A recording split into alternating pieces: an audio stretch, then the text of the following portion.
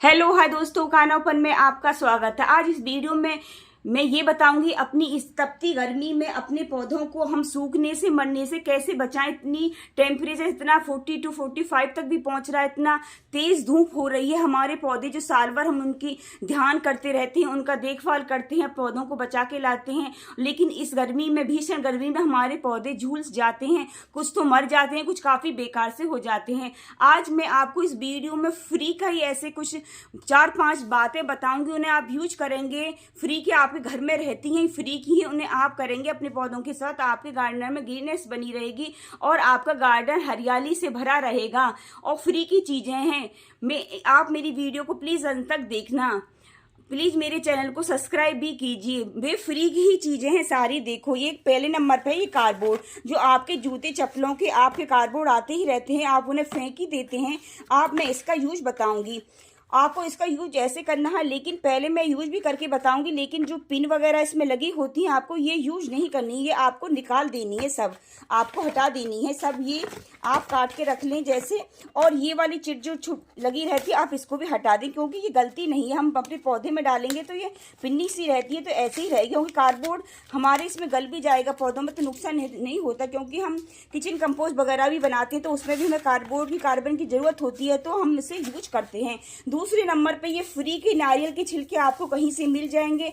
आपके घर में जैसे नारियल वगैरह भी आता है, जैसे पूजा में, नवरात्रि वगैरह में होता, आपने रख लिए हो तो आपको वही काम आ जाएंगे। आप नहीं रखे भी हो तो आप किसी मंदिर वगैरह में जाकर पुजारी जी से पूछेंगे तो वहां पे नारियल के छिलके जरूर आपको मिल जाएंगे, ये भी फ्री के हैं। तीसरे नंबर पे आते हैं मटर के छिलके।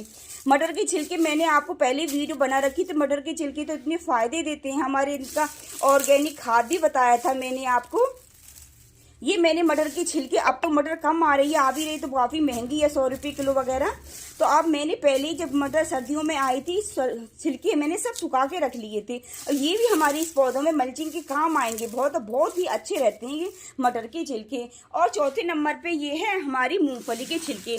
अगर मैंने मूंगफली के छिलकों की भी मैंने वीडियो डाल रखी है अपने चैनल पे। इसका खाद भी बहुत अच्छा खाद बनता है, ऑर्गेनिक खाद बनता है, क्योंकि इसमें फास्फोरस, कैल्शियम और बहुत सारे ऐसे न्यूट्रिशन होते हैं, पूरा NPK होता है हमारी इन मूंगफली के छिलकों में। फ्री के ही हैं। सर्दियों में आपने बहुत सारी सर्दियों में आपने बहुत सारी मूंगफली खाई होंगी और छिलकों को आपने फेंक दिया होगा, लेकिन मैंने ये यूज करके रख रखा है अपने। पहले मैंने खाद भी बनाया था, मैंने वीडियो डाली थी, बहुत अच्छा खाद बनता है इसका। जैसे कोकोपीट तो काफ़ी महंगी आती है, हमारी कोकोपीट की तरह इसका खाद बन जाता है। मैंने अपने चैनल पे इसकी वीडियो डाल रखी, प्लीज़ आप देखना चाहें तो देख लेना। इसका बहुत अच्छा खाद बनता है और ये छिलके हमारे मल्ची के काम आएंगे। हम अपने पौधों में, जितनी तेज़ धूप पड़ रही है हमारे पौधों में, अब तो 11-12 बजे के बाद ही इतनी तेज़ धूप हो जाती है हमारे पौधों में। हम कितना भी सुबह को भी पानी डालें, शाम को भी फिर डालते हैं, तो उतनी जड़ें खराब होने का डर रहता है। लेकिन पौधे मरते तो नहीं हैं, लेकिन फिर भी झुलस जाते हैं। जो ज़्यादा कमज़ोर से पौधे हैं वो खराब भी हो जाते हैं हमारे पौधे। लेकिन आपको ये मूंगफली के छिलके ऐसे नहीं डालने, ये मैंने पहले ही धो के रख रखे हैं। आपको मैंने पहले बताया था हम ऐसे डालते, क्योंकि नमक वगैरह में भुनी होती हैं, तो हमारा नमक का डर रहता है, तो हमारी जड़ खराब होने का डर रहता है। ये आपकी मूंगफली के छिलकों को आपको धो लेना, धोकर आपको सुखाकर तब आपको इनकी मल्चिंग करनी है। मैं पहले ही धो के सुखा के रख रखे थे। ये बहुत ही फायदे देते हैं। अगर ये मूंगफली के छिलके नहीं हो, धान वगैरह का जो भूसा आता है, जैसे उसके छिलके निकलते हैं धान के, उन्हें भी यूज कर सकते हैं आपको। या जैसे कोई आपके पत्ते वगैरह, जैसे सूखी पत्ती वगैरह हो, आप कहीं आप जाओगे, अब तो ज़्यादा पत्ते सूखे बहुत मिल जाएंगे, किसी पार्क वगैरह में जाएंगे, वहाँ से पत्तियाँ भर लाएं। पत्तियाँ का भी आप इसमें पौधों में यूज कर सकते हैं मल्चिंग के लिए, वो भी बहुत अच्छा रहेगा। मैं सभी को बारी बारी से आपको बताऊंगी अपने पौधों में मल्चिंग कैसे करें। सबसे पहले तो आपको ये ध्यान रखना है कि आपको मॉर्निंग में वाटरिंग का हमें इस गर्मी में बहुत ध्यान रखना। आपको सुबह के समय जरूर वाटरिंग करनी है, क्योंकि पूरे दिन हमारे पौधों पे धूप पड़ती है। इसके पत्ते हम धो देते हैं, तो कोई स्प्रे वगैरह से मैंने 2 लीटर की बोतल भर ली है। इसमें आपको स्प्रे वगैरह से सुबह के टाइम सभी पौधों पर अच्छी तरह से आपको ऊपर से नहलाना है अपने पौधों को अच्छी तरह से। ये नहीं कि खाली पानी डाल दिया और छुट्टी हो गई, लेकिन मॉर्निंग में जरूर आपको नहलाना है। शाम के टाइम में आपको नहीं नहलाना है, आपको ध्यान रखें मॉर्निंग में नहलाना।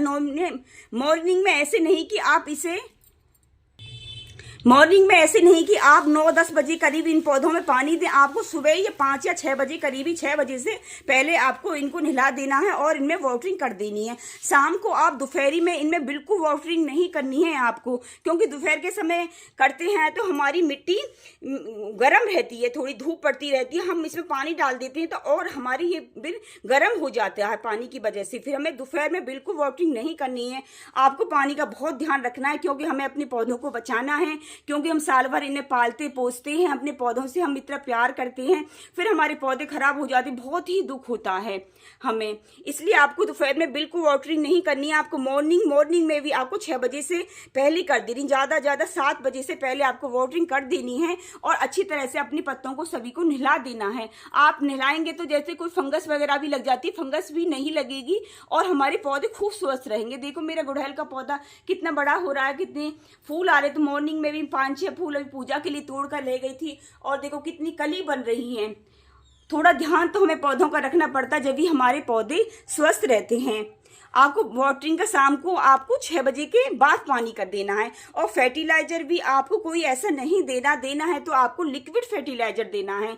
लिक्विड में आप किचन कंपोस्ट यूज कर सकते हैं, वो भी वाटरिंग पानी में मिलाकर आप उसको तब यूज करना, डायरेक्ट अब वैसे नहीं, आपको कोई खाद नहीं देना है। Kitchen compost, burning compost, cow dung compost वगैरह वो भी आपको 24 घंटे या 48 घंटे के लिए भिगो कर रखकर उसमें 3 गुना पानी डालकर तब यूज करना है अपने।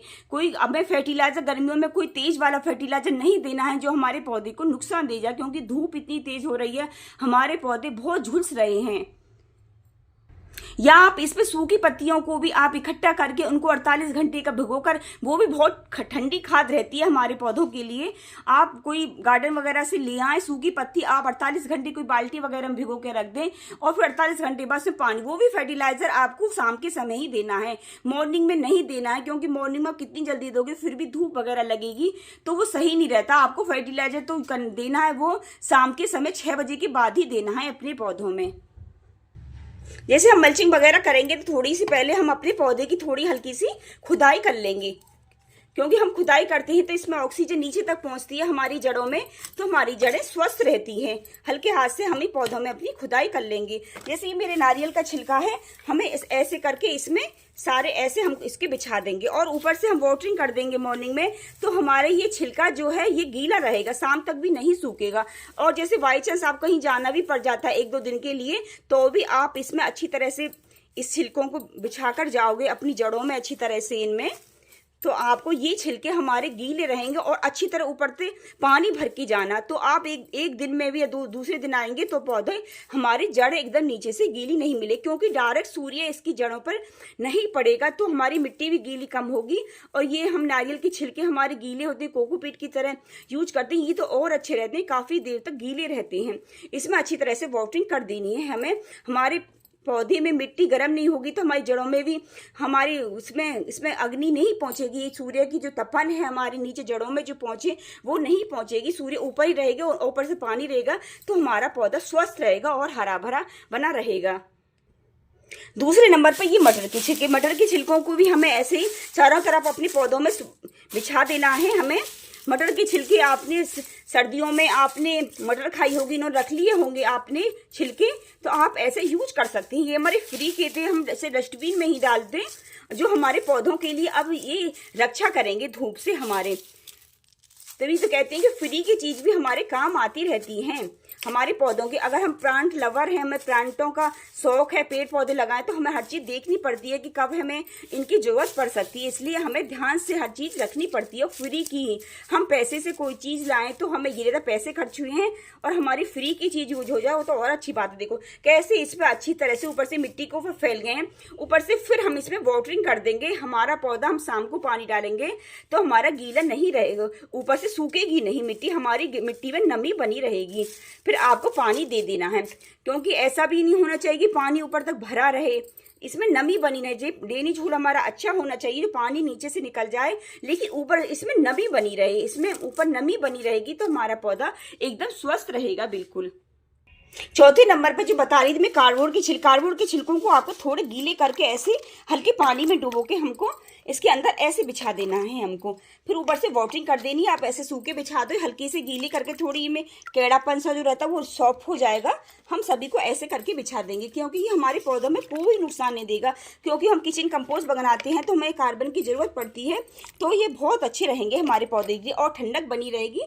डायरेक्ट सूर्य हमारे इन पौधों पर नहीं पहुँचेगा। सबको हमें ऐसे कर देना है। लेकिन जो पिन वगैरह लग रही थी, हमें उन पिनों को हटा देना है, सभी पिनों को, क्योंकि वो पिन गलेंगी नहीं, वो प्लास्टिक की सी होती है। और बस हमें ये ऐसे करके फिर ऊपर से अच्छी तरह से हम इसमें पानी डाल देंगे। वाटरिंग तो हमारी मिट्टी सूखेगी नहीं।